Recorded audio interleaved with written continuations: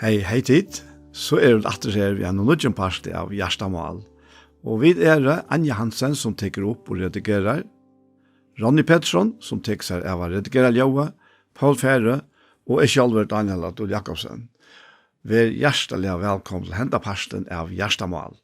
Og jeg får en for å spille, Paul, hva vi liker til å gjøre det, Paul. Ja, sjølvan det at Gjerstamal beinløser skriftene, det og jag vet jag grupante och har lyckats som giva inspiration till dessa sändningarna ofta. Men nu i morgon så var det myntra näka som vi upplevde. Jag inte och i Hesviken är att jag glömt att en 13-årig gammal dronkor var han som jag skriva till han som han sände till mig. Ta sendte jo noen til som sendte til Øtla, så. Det lykker mye om det 5 eller det 13.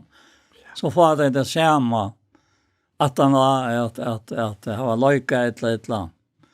Givet gater og øynet lørene. Akkurat, ja. Og så har jeg glemt det at hesten her, han hever nok så lengt navn, og jeg tenkte at dette må være med oss som regler väl in i skriften och känner det väl och så framvägs. Och jag pleier omkant jag kan det efter, alltså att det alltid eller kvar det är och kvar det bygg vad det ger och allt det där. Är det inte i myntene? Ta man har vid andra läger. Tog är att han säger det här att här det känner vi ett omkant ett håll. Och om det har känt Kristus ett håll någon känner vi den inte långt så. Tog nu är Kristus og Jakob Øtlund som trygg var han. Og lika makkara har skift. Øyera kan man godt si, ja. Han øy lika. Og det nu templet i antans.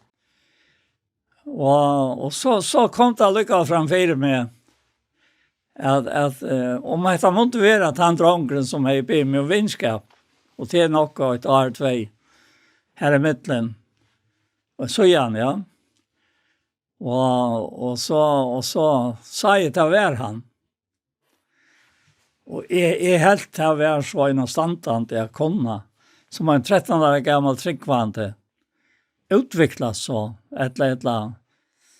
Jeg myntes gjøre sånn jeg Kristus som 13-årig gammel, men allikevel tar jeg så også meg om, så får jeg også minnes til min Charles. Og hvordan jeg også fikk en gitarr da jeg var et eller vidt, 8 år. Og spalte på denne gitarren, og så gjorde jeg også lære til en salm og sang han for meg selv, og kjente at han holdt herrens nærvær, ja. Og jeg halte vi skulle begynne ved å lese det som stender i 17. Timotheus brev, kapittel 8. Ja. Ja. Jeg skal lese fra begynnelsen av helt då, ja. Paulus, vi vilja Guds apostel Krist Jesu til å kunngjøre lyfte om løyve i Kristi Jesus. Til Timotheus elsker jeg baden mot. Nøye, miskunn, frie fra gode feir og Kristi Jesus i Herre okkara. Jeg takker gode som en så forfedrer møyner tjene og i gåere samviske. Tog utan uhald minnes det til og i bønnemøyner natt og det, fotler av troen etter å sutja til, ta jeg minnes tartøyne, for at jeg kan være fyllt av i glede. Tog jeg mynter om trunna som uttar og som først bor i loves ommetøyne og i unike maurtøyne. Trygg som ikke best eite. Jeg viser ui at hun bor i tervi. Tog minne jeg til at to kveitjer atter til nøygav gods, som uttar vi avlegging handamøyna.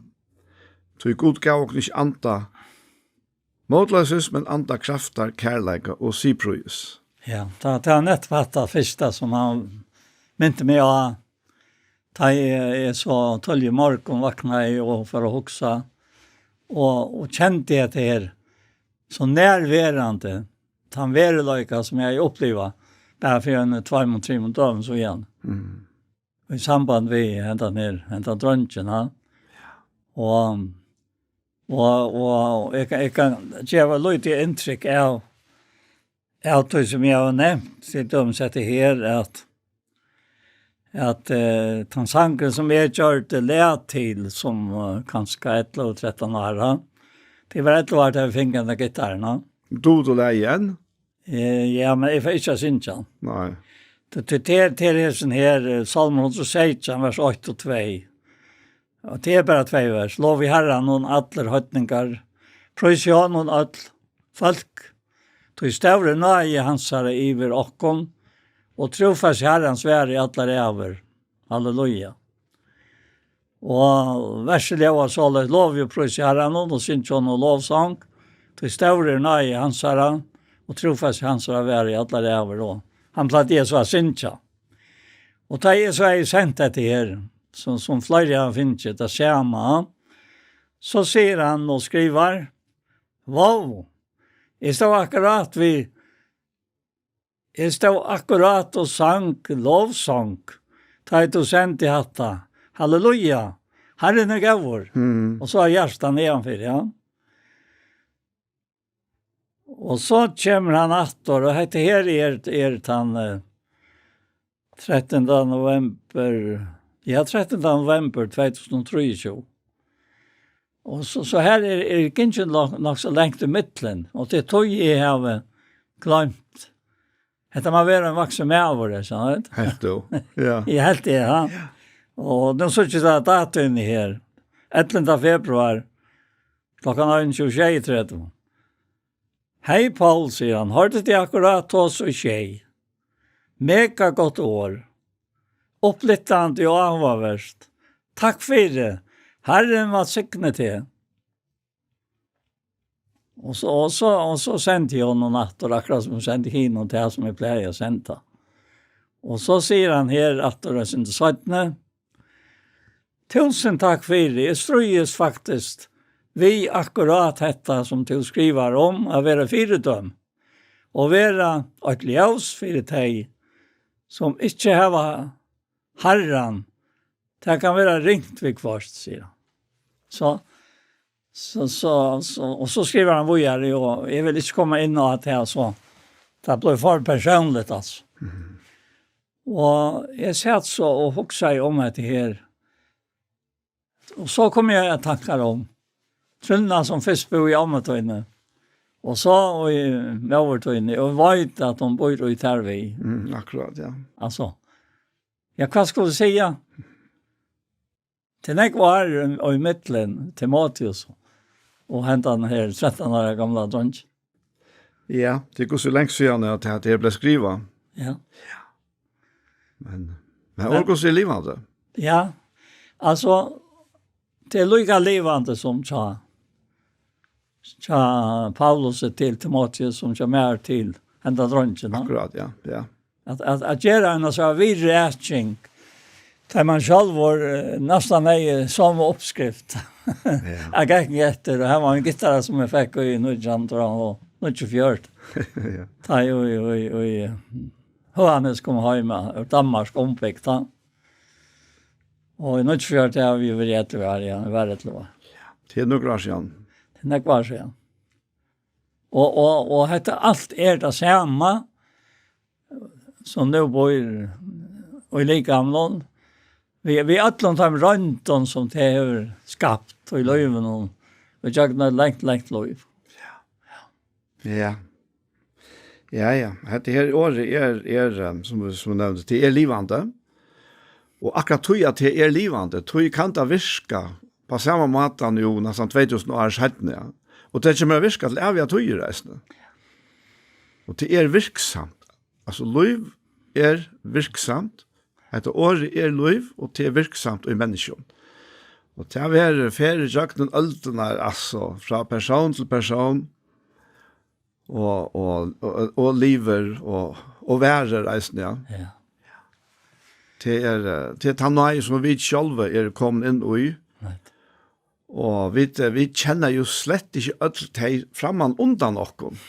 Vi vet akkurat de som var beint fremman undan okken, som går i okken hette året, men de som atter går ut heimen året, og atter. Men jeg tror at det her året livende, vi hele andan.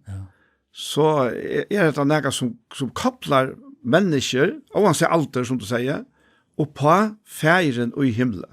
Ja, akkurat. och hans älskande hjärta. Ja, ja. Det fikk meg øyne til å bare fære i 3 kapittel 17 breven, altså, og du kjenner fra baden av noen høyde skrifter, som kunne gjøre det visen til frest for trunnig av Kristus. Ja. Og ta seg han at skriften innblåst av god, det til nyttelig til lærdom, til oppfasteren rettvise og rettløyke alt dette, så godsmennesker kan være fullkommen. Først for å gjøre alt godt verk. Så adressen den samme. Ja. Det godsmennesker. Några mycket om det i Gamla testamentet, eller det i Nya testamentet. Det nu också jag ösnar om henne. Han och mamma till Samuel. Ta i hon inte fick bad och med en konan så Elkana fick bad så fick hon inte bad. Och så grät hon här och tillbe i Jerusalem och grämer sig för Herren och ber han ge sig en son. Og tar da og Eli han dømer han har skaft. Han som tar vær, han hakser her. Hva det kallar han, en profeter, eller hva kallar det han? Det ble kjekt av domar, eller? Ja, domar, ja, nettopp, ja, i Israel. Og han sier vi han at du må slette, han helt henne være drukna, og du må slette renne av der, sier han. Og tas det hon sier vi han at ikke måste se halta at henne som kunne ta inn i det vana konefolk. Nei, utørste hjärsta mot for herren. Hon sier ikke hva det er hun vil. Og han vil se av henne av de røntgen han har framan undan at henne kvinnan var ekta. Han sier bara färdig fri, herren skal gjøre det til som du ber han om. Det er det eneste han sier. Ja. Og nu er hun glad. Så jeg var bønnhård. Akkurat, ja. Og dette her var Arren. Han var gitt en veldig. Arren skal gjøre det her. Og en sånn. Og kom mannen sønnen nær, og hun ble i bad. Og fikk hentet han sonen. Som gjør det til at hun kom ikke etter her. Som de tilbød. Og i nøkker år er det gosser. Enklån i vantet ned av brøstet. Altså... Till akkurat filmer som om allt renner samman. Om det Gamla testamentet, eller det Nya testamentet, eller det nu. Det är akkurat det samma. Som det var det. Ja, herren er den samme. Ja. Det er helt visst, og det er at det er så størst å huske om det at han har valgt åkken ut, altså. Og i morgenløyve, sier Paulus en dag, og så færre imiske personer rettelig lengt fra tøy utvelging, som det i forveien ikke vet noe om. Altså, vi vet ikke åren til. Vi kjenner bare altså, i tøyene sikningsene, og vi sitter og merker til at det her fer øyla lengt atter. Og det er Herren som gjør det. Og det er personer, altså, det er bare ta, vi som Paulus som nevner det her i Galaterbrevnen, om at vi har lukket kanskje slå det opp her i 1. kapitlet. Vi har lyst av før. Men det her, som man sier, han forklarer, jeg får langt jødedom, mens hjemme aldri er følt min, og jeg var en utnær for lærdom om fetra mine, men ta og gode lykke, som mor løyve har tidsi meg ut, og som kattler meg ved nøyesyn, at åpenbæra sånn og i mer, for at jeg skulle kunngjøre evangelium han med hedningene, og så får han vi å si at han satt bort jeg ikke vidt det samme blå og holdt rosa. Og Paulus har jo vært øyelig lengt ute.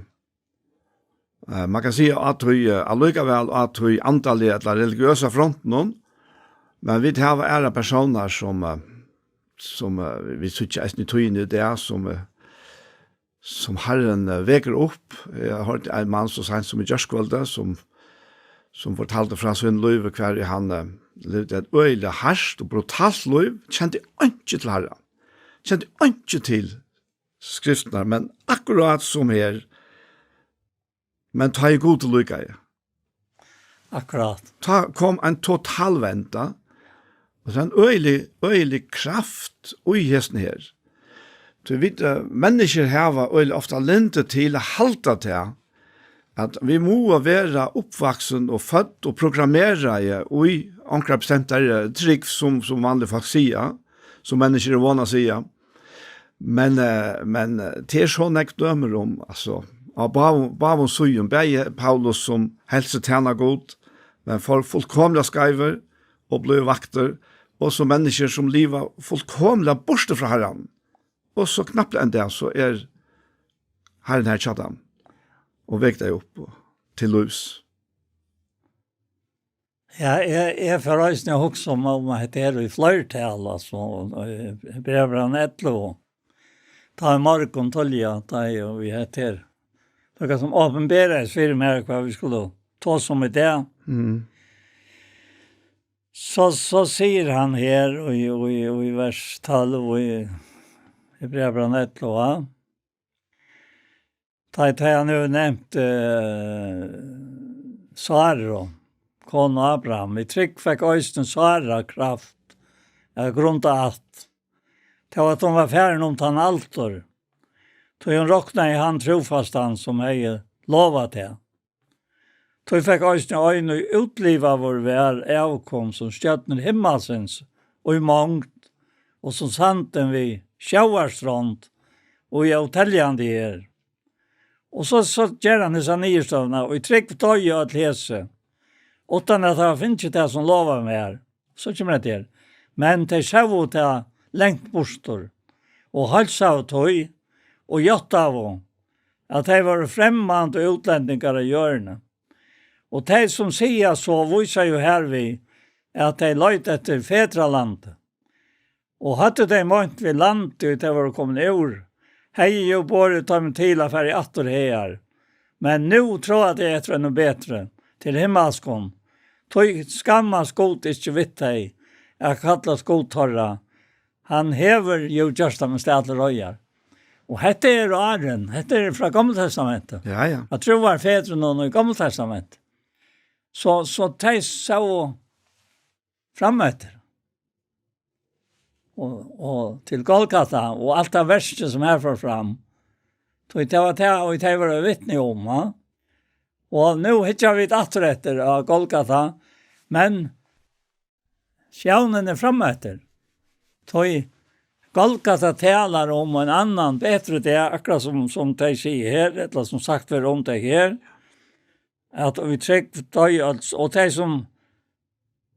som sier så viser jo her vi, at de løyt et fedraland, og hadde de månt ved landet så det var kommet ur hei og bort dem til for at det her, men nå tror jeg at det er noe bedre til himmelskånd. Tog skammas god ikke vitt det jeg kallas godtarra, han hever jo just dem og stedler og her, og at nekka så helt underfullt av grupa. Ja. Om og i trønne.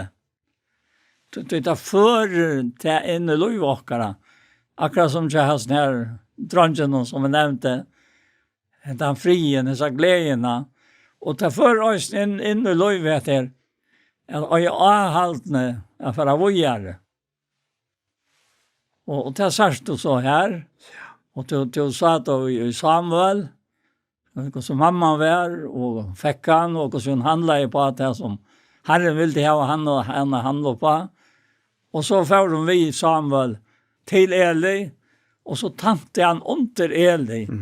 Og når så ringer det tog antalligere, men det stender at lampa gods var enda ikke sløkna. Det stender om det tog inn.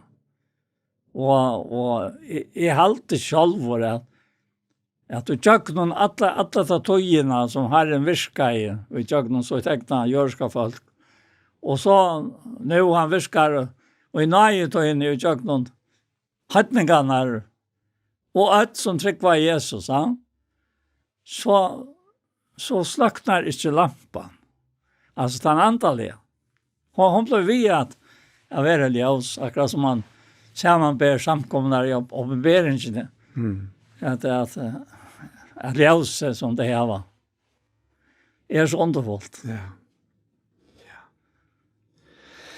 Og ljøse jeg gjør var Jesus, ja. Det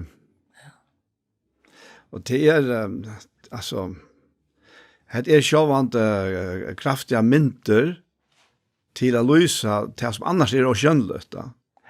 Det andalige er skjønnligt, men det er så veriligt at man kan si at det som er veriligt, det kommer fra tog andalige, som er skjønnligt. Ja, det er nettopp det som er brev av bergen, Ja. Han sier det faktisk der i satta verset, og han sier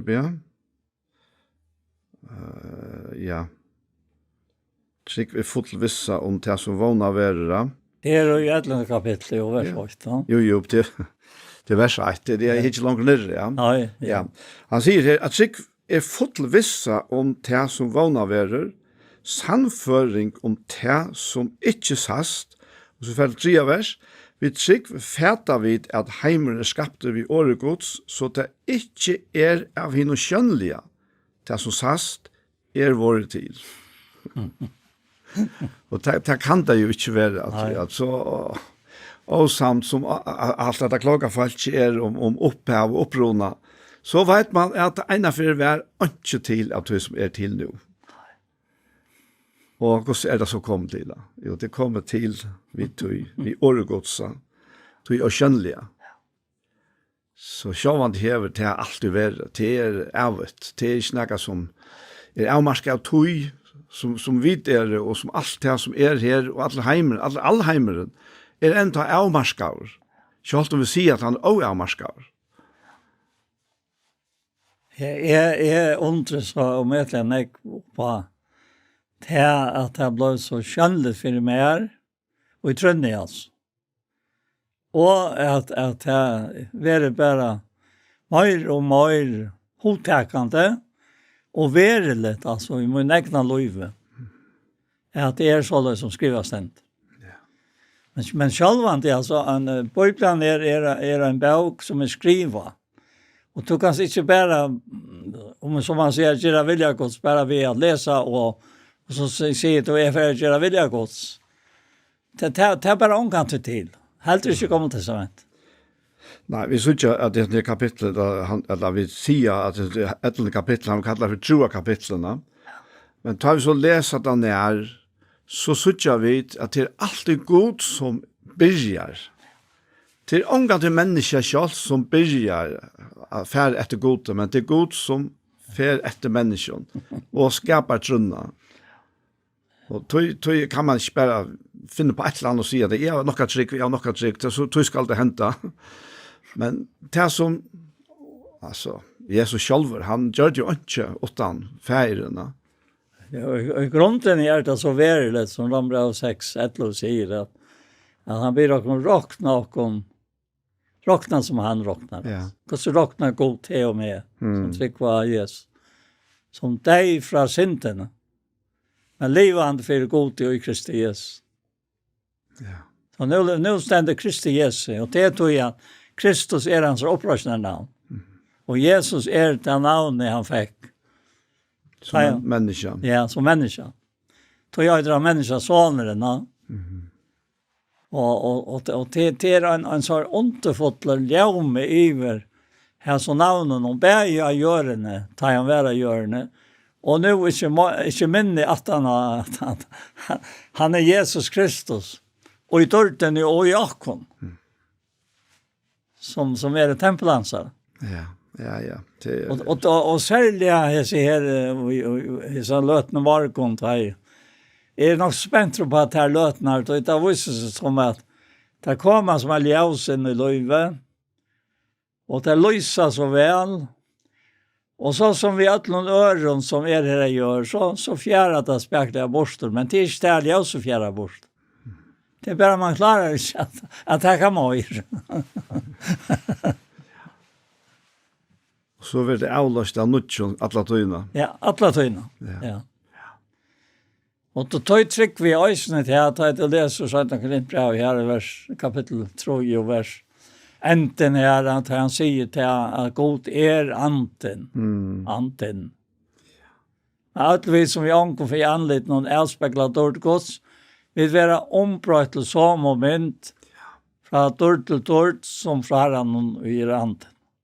Och tar vi hesa tjänas som är så att det kommer ut. Nej. Här är det i 4 kapitlet första vers. Det är fantastiskt också om ta vi läser i början och upphavet. Ta Gud skapte allt och skapte människan. Lät och göra människa, skapa människa.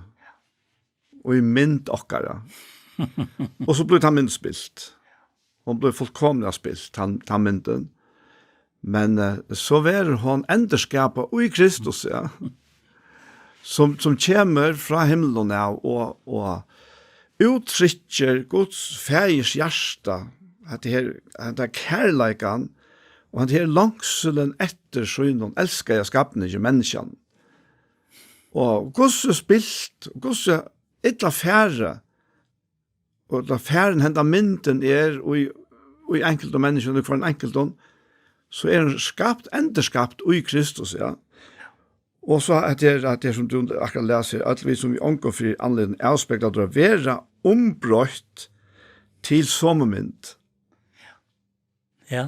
Og det er fantastisk. Altså, tannprosessen, altså, hon er fullkomlig, for her er ikke prosess så god til han ser okken i Kristus. Ja. Men så okken er at suttje okken i Kristus er. Jeg må bare si mine vekkene, det er jo i porsjonen han gjør. Ja. Og jeg har lekt lov, hever han helt fram at gjør. Ja. Og jeg må ikke bytte meg til en, jeg må ikke naturlige mennesker tenke vittig. Det tenker ikke vittig som andre går til. Det er en dorskaper for mot naturlige mennesker. Så jeg er jo i meg selv og en fortjende som slett ikke helt vil med. Ta jo i vi trygg til med det tror jeg som god kjøver med her. Jeg har sånn dyra bare skatten noen, som er det på det av kjønneligere, men som han vil slippe uttrykk og i mån og like med, som han jo øyer, og som han jo nøyter. Og kanskje han omgatt og nøyter det sånn jeg som er det. Nå er jeg blevet 6 år, og syner seg selv fram og jeg lika med tog. Lika med selv, jeg ble så vakt at jeg kan ikke gjøre det som jeg gjør det før. Men her satt han altså. Er han eimer om? Det har han sagt hvem. Jeg vil eimer. Og så til tog med til Kristi Jesu, livet så løs og i hånd. Og det som han vil berge åkken, han skal fullføre det til det er Jesus Kristus. Så det er alt og i hånden, vi hånden, og til hansar. Ja, jeg kommer også med her 4:13. Da du nevnte at det er Johanne, han sier her, «Til vi kjenner i bråten, og vi profeterer i bråten, men ta i hit fullkomna kjemer, skal ta som i bråten er få enda.» Og så kommer inn på at ta i var baden tala i som baden, hoksa som baden, dømt som baden, men ta i var med over lei av hit, banslige. Nå sørger vi jo uspektelig avklart, men og ta peker så til at det her, ta i fullkomna kjemmer, ta skulle vi sørge anlitt til anlitt. Nå kjenner jeg i bråten, men ta skal jeg kjenne til fullnar eins, og jeg sjálfur er til fullnar kjenter, og enda så vi er som kjent i årene, så være at jeg tar verande trygg, vogn, kærleidje, hese troi, men størst av timen er kærleidje. Og det er så akkurat det her, at vi er ikke fullkomne enn. Det fullkomne er ikke kommet enn. Og så er vi i Kristus er fullkommen. Men som du nevnte, Jan, til at vi er jo i tøyene, og for honom er ingen prosess, for han er alt gjørst. Det er fullkommen, det er ikke noe som han bøyer etter, som skal gjøres at træt fra hans skyje. Nei, pårønt. Men okkara liv som byrjar en av sånt det, og tilværende, og helt råd, og ikke noe vet akkurat hos landje, men det fer bare lete meira og meira opp, og fer flere og flere bråd å passe sammen eisene. Så at han mynden blir eisene skilligere for okken, men ta i fullkomna kjemer, ta til å suttje anlitt til anlitt. Men det er eisene nek og i tøyene som vi tog, om det er ytla at uttrykja. Og det er det her at det er smøyre, Jag alltid Jakob säger det. Och i sån brev och gosse kommer och sitter närre to i tankarna som är nyakra nu. I samband med det som du säger då. Han säger här Jakob att ja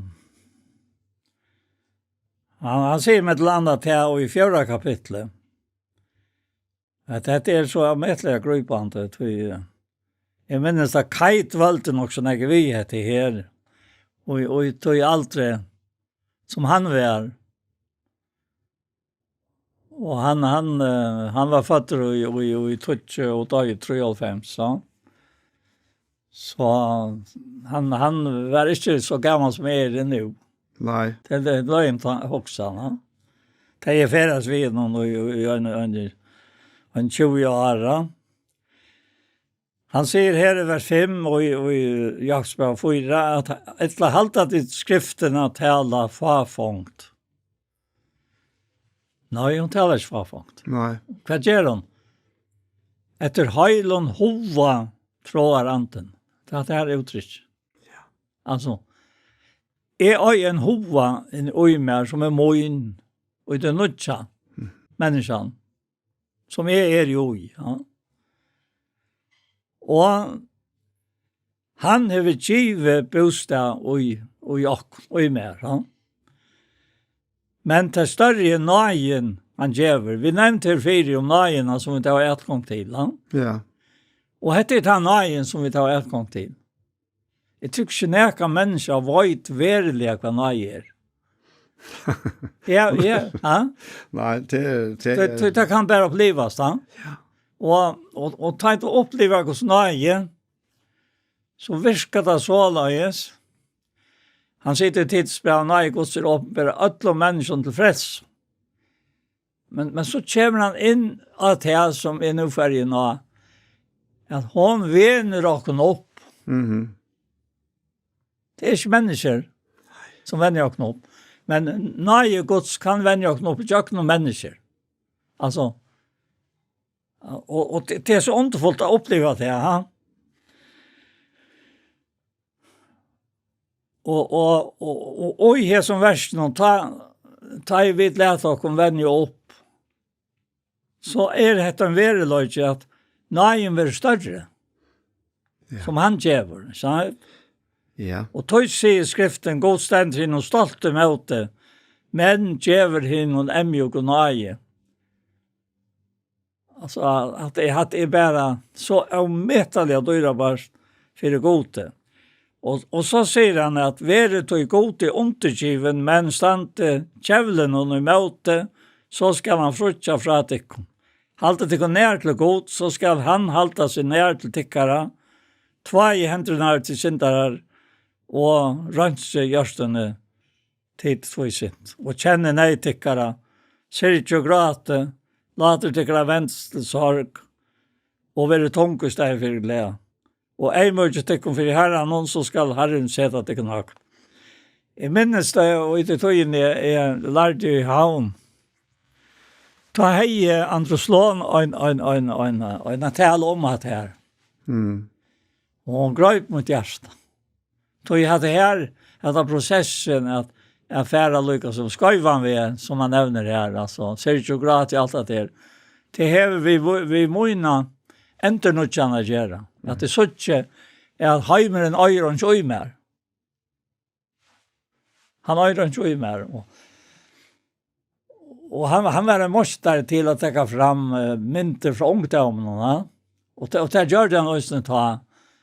Og han säger då att han är östen största inte vet här i ungdomen. Alltså inte större och i som han var än och i som har blivit. Men det lärde Herren han och jag någon hetta som vet nu läser Jakobsbrev.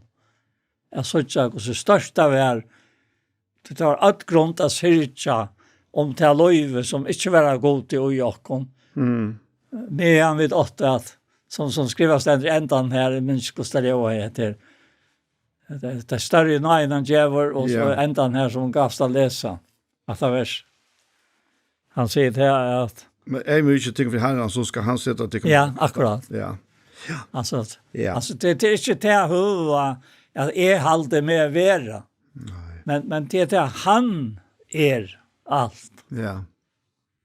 Och nå att det mål ta fytling. Ja, att det vers här eller halta det skriftna till alla farfångt. Efter heilun hoa tror anten han hever givet bostad i okko. Ja.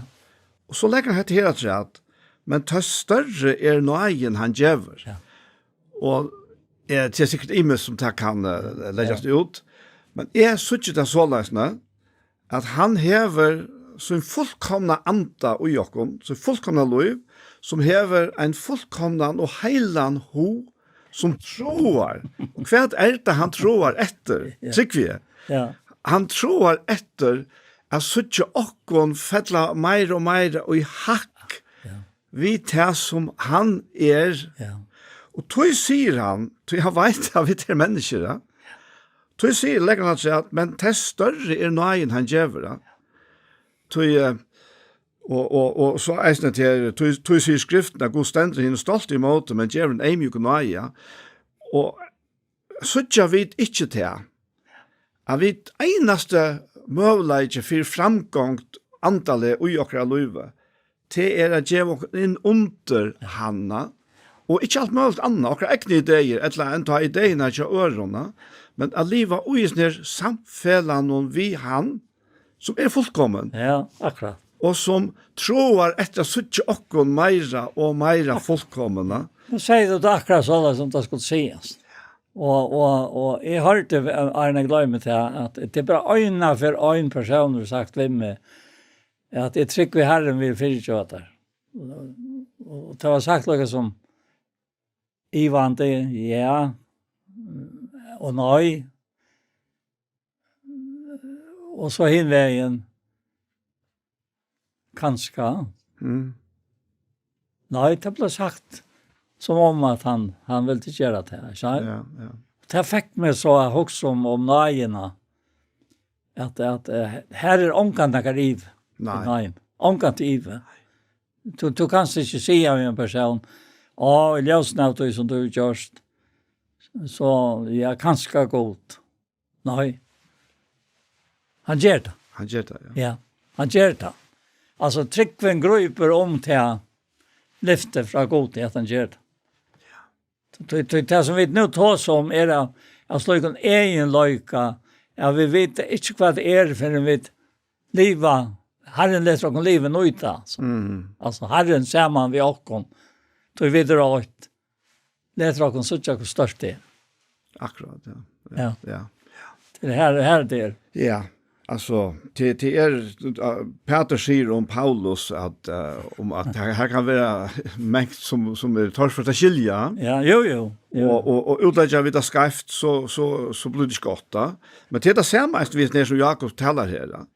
Tog färda vid inte rätt så kommer vi in i ett egen strui som öjliga och behejligt bäge för jocken och inte mindre för det som är samma vi jocken. Jag kan säga att Tog att här inte kvilla, här inte naja. Og til nøyen til snurrsjomma. Til han veien, han hever valgt at møte okken i det. så tog jag alltid att det är 8:e verset så gott. Alltid det går nära till gott. Så ska han halta sig nära till täckare. Ja. Och det är enfalt. Öjla enfalt, ja. Och med det är enfalt. Alltså en bad som kommer blir bänke och kommer nej. Jag tog som räger till. Hade sig nära till sin pappa eller sin mamma. Och det har alla tydningen för bad.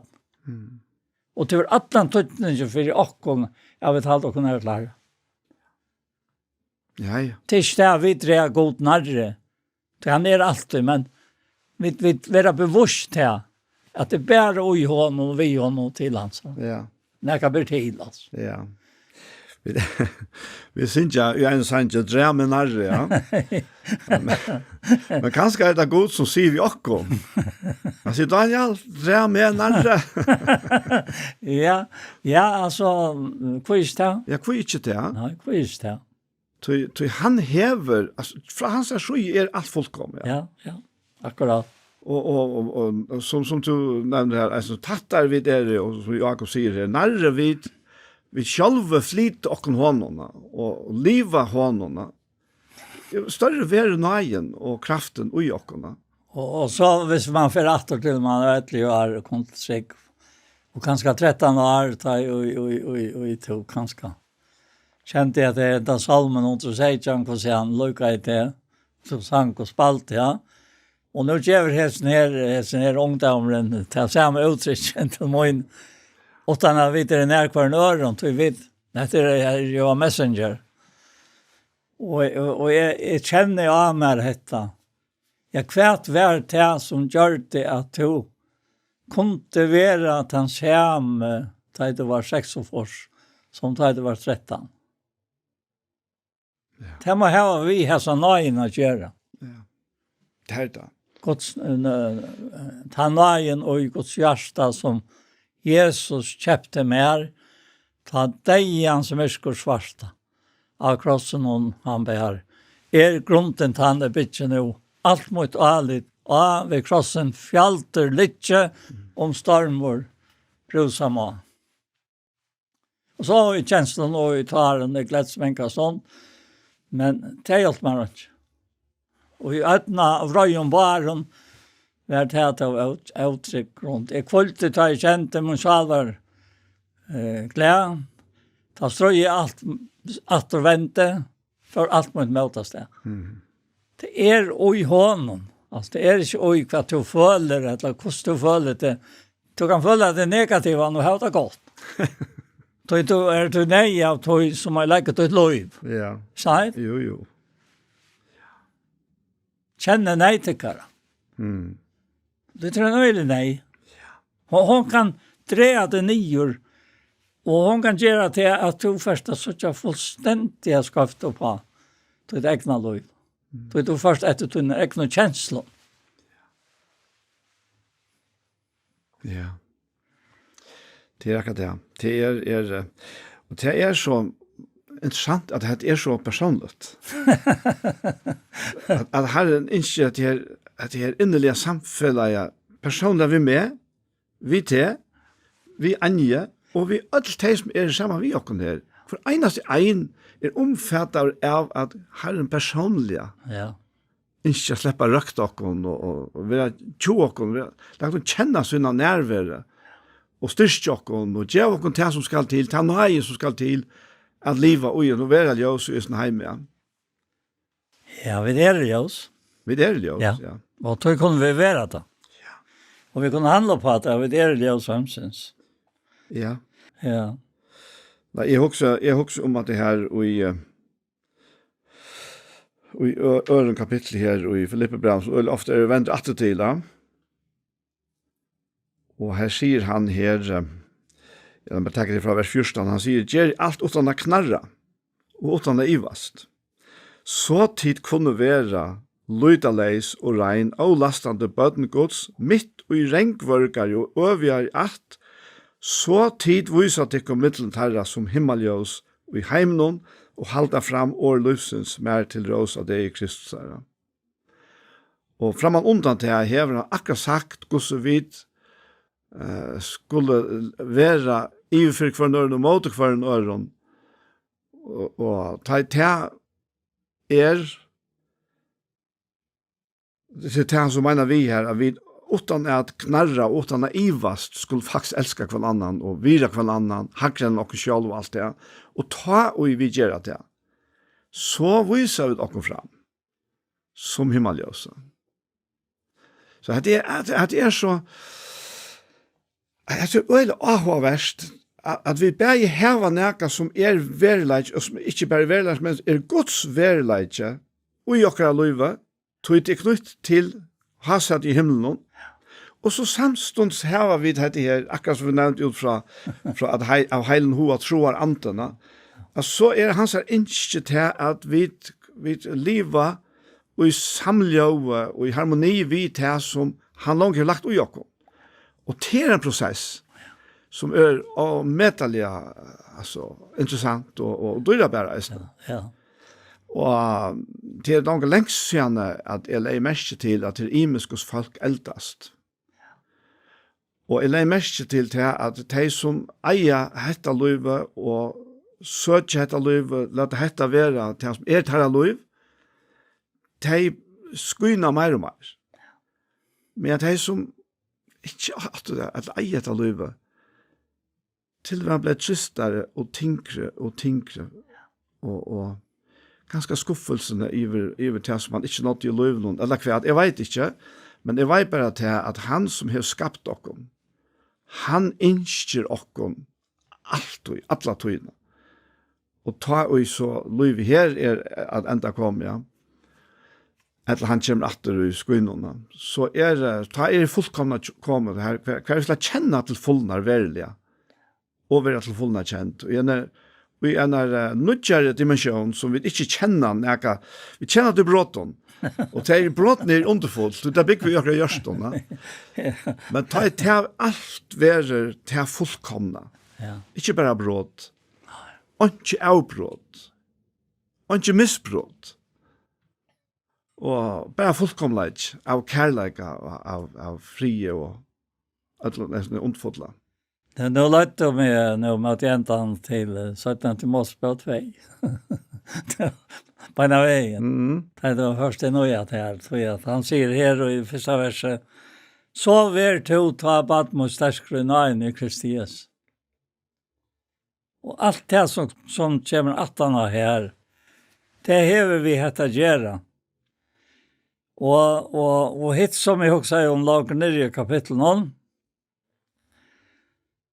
det har vi mange åldrast av sjalvor. Det er det vi var 15. Her sier han til at gjør det avmøk. Jeg viser det sjalvan fram. Stekker du her, så er det rævligt. Ja. Er sannhet? Jo. Som øyn og i rønter for god, det kommer han. Som arbeidsmann og åndkjøret skammas vi, som lærer sannlagsåret rett. Men halte borste fra en vannhøylig at tauma tåse, tog det for alltid langere i godløs. Og så framveis. Altså, alt det vi fylkjer, det tamt tås, og hevda ringa fylkjer, kommer her, det var ikke. Men vi ser meg sjalvan fram, som var en røndre for gode, så det godt. Tog det til ikke en til, ikke stendt utan til å være rønt for god. Som en arbeidsmøver, og i ikke være skammas vei, og som lærer sannlagsåret rett. Og til at jeg knøyte jeg så atter til som stendt, og i brevbrevet vi har nevnt det før, som ble meg så dorst for en tøy så igjen. Han tar seg om blåve av bokken og kalven, og aska av tøy som det brent, og halka til utvars røgnløyka. Menkan mors, hvordan menkan mors, skal det ikke blåkrysser, rensa okkon fra kvarjon. Deion verskon. Deion verskon, ja. Til at tjena i noe livande god. Akkurat tjena. Ja. Og det er dette som det sier. Og ikke hava skammas vei, tøy vi der rensa over Kristi blå. Akkurat. Alt atter til Golgata. Det er hatt å gjøre det alle måneder som er. Ja. Tøy at dette vi er ned og kjenslen og uttaren, det dår ikke. Nei. Nei, men det er det samme. Altså, på en måte kan jeg si at livet som jeg begynner i. Ta en åpenbæring om at Golgata verst er rensamme. Ja, akkurat. Altså, jeg faktisk råkner mitt liv, og jeg gusser mitt andalige liv, til at begynne herfra. Ja. Det gjør at la månen, det er at släppa fra liv under så fördömelsen av att man inte går nog. Man alla tunna ger fel. Och så att känna till att det var akkurat tog att Jesus kom. Ikke bara vita det, men att välja att erfara och känna det innan usar det här. Att kraften och i nere blåen som rann fyr okkom. Rensar okkom från alla synd. Och inte bara till att vi läser det och sådär det, men att anden ordentlig, altså lyser det opp innan ui okkene til at det så løsende. Og vi får så vissene om at det her, ja, men det er godsverk. Og tog det at vi være fyllt vi glede, tar vi suttja verlige. Og tog det eisende bønn okkere, og eisende grunner til at vi sitter her atter det. Og det å kunne gjøre dette her Guds året, som setter mennesker og i frelse, som skaper liv, her som det kjennes dett inn i, som skaper ljøs og i myskre, og som gjør fri her som ofrir inn i. Det det beste. Det det største som mennesker kunne få. Det finnes ikke større. Og ta jeg at han sånn jeg år til det, selv om jeg var unger ta, for å bo i 20, fikk jeg erfaringen av det som jeg har lært fra baden av. Det en Guds verleidje som atla og mer, og ter eisene, for den eneste ene av oss. Valsikt. Kan jeg si til Paul, skal du begynne å bønne sammen med oss? Ja, Herre, takk for at vi kom til å sitte her atter det.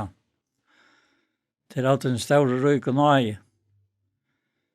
Takk for Herre at begge gamle og unge og mennesker en rikva og i atlån aldron. Og jeg så løt å trå etter.